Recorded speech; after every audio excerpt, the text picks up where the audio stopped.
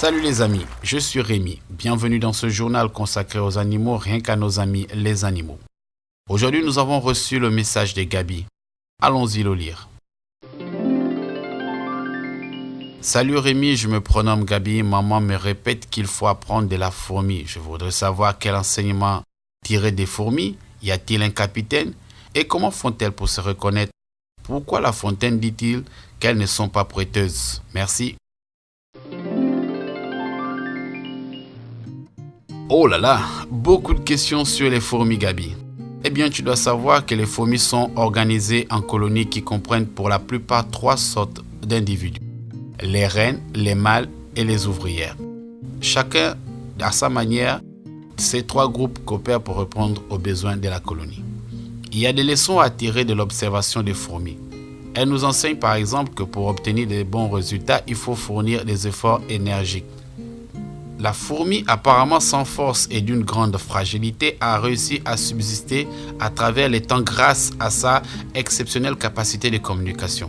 En effet, la fourmi utilise de nombreux et complexes moyens de communication. Pour éviter que l'espèce commette des erreurs qui mettraient sa survie en danger, la fourmi développe un complexe d'interférences très perfectionné.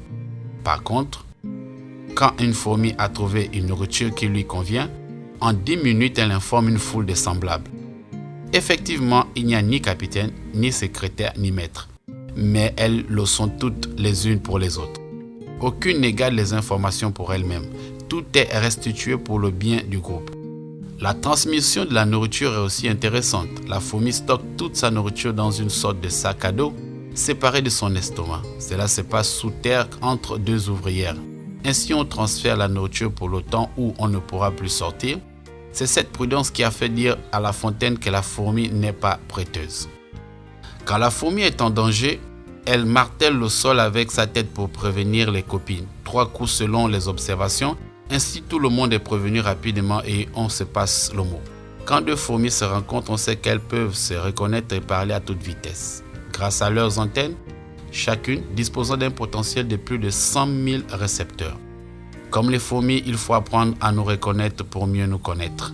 Ainsi, nous pourrions mieux nous apprécier et nous entraider. Gabi, j'espère avoir répondu à ta préoccupation. Merci les amis d'avoir regardé ce journal consacré aux animaux. On se revoit une autre fois. Salut!